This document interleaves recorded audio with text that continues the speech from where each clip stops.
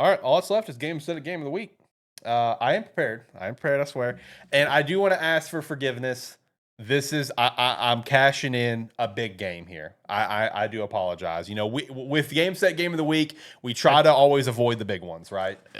Occasionally we do. Yeah, Usually it's like either relevant yeah, or exactly. it's like relevant or there's something like that Yeah, because a lot of times we kind of dig through our catalog and try to find something. yeah, yeah. Usually it's just relevant. I think only one time it was like, you know, here's this because whatever. And I think it was when the show that I kind of popped in the last like 20 minutes, and I was like, well, I think it was supposed to be my week, so here's Persona 4 Golden. Yeah. You know, because Well, I wasn't prepared. I didn't think yeah. I was going to be here. I thought. I mean, honestly, I think I've maybe done.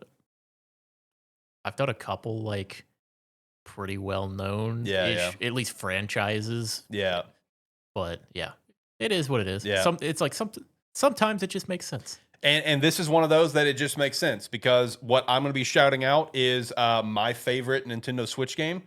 Since we are now, this is the last Game Static episode before the Switch 2 comes out. So just wanted to celebrate that.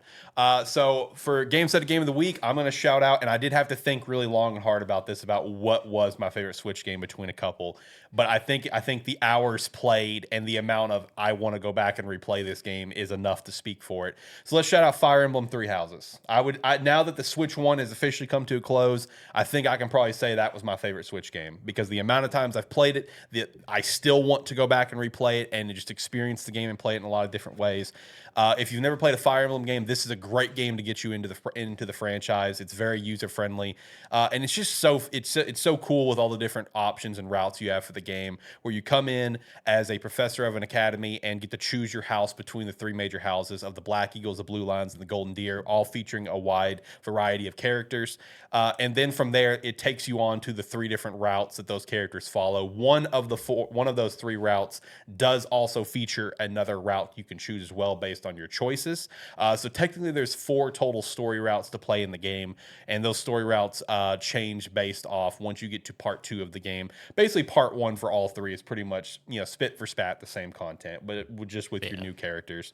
But just the cast of characters, man, is incredible.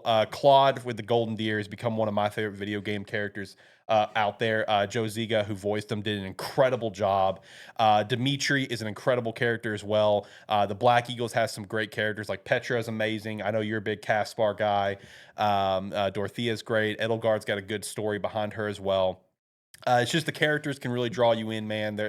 All their different stories, getting to go through all the different paralogs, watching all the characters interact, especially when you also get the fourth house, which is the DLC house of the Ashen Wolves, and see how they interact as well, and just kind of further kind of dig up some interesting little lore stuff. And that's another thing I love about the game is that the lore of the game that doesn't fully get revealed, like stuff with Claude and what his real name is and where he came from, like that stuff that you can just kind of get through general hints and tidbits and stuff like that throughout the game. Like with Balthus and Claude, their whole paralog stuff was really good. Really enjoyed their interactions.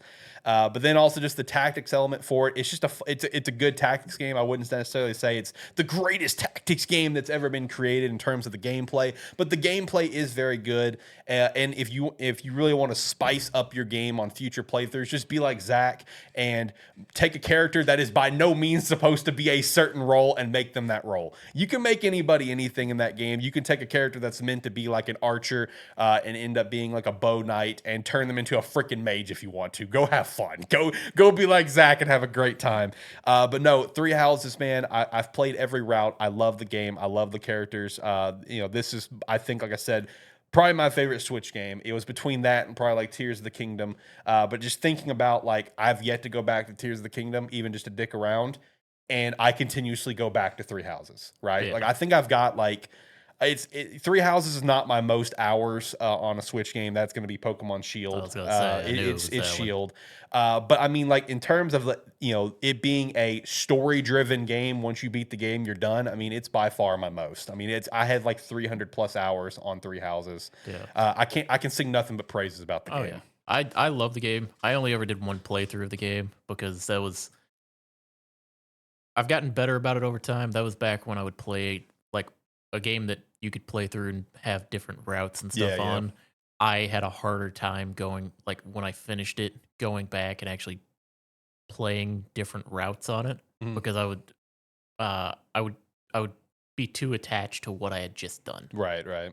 I've gotten better about that over time. I'm able to play through games and that have that and go back through them again, and that has been one that I've meant to go back to at some point and actually play the other routes on. Yeah, yeah. So maybe I'll do that at some point this year. Yeah, and also when going to play on other routes, one really kind of fun thing to further add to future routes is just the new game plus features. Where when you carry over the new game plus, you can automatically apply a bunch of stats to your character, which that can help recruit characters of the past, and because you can update, basically support levels with characters and.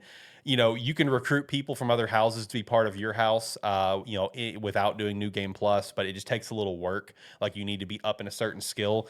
But let's say maybe you're like me and you've done every route and you've played with every character, whatever. Maybe you want to play a new route of whatever your favorite route is, and maybe do like a dream team route and recruit all your favorite units from whatever houses. Then hop into a New Game Plus. At that point, you've got multiple playthroughs. Set all your supports for the characters you want to support to be. Go support it. Go recruit them, and you got them for the game, right? And do like a dream route. Like who do you want to be? Who's your favorite healer of all the houses? Who's your favorite archer of the houses? Whatever. Just do. That's something I've been meaning to do for a while. Is my dream team route within reason because there is a couple characters you cannot get. But no, Three Houses, great game. Need to play it. If you haven't played Fire Emblem, it's a good one to start your Fire Emblem, fandom with. Is Fire Emblem Three Houses. Shout out to Gameset Game of the Week. A basic one, a pretty big game, but again, it makes sense. It's the end of the Switch here with this episode of Gamesthetic. So I wanted to shout out my personal favorite Switch game.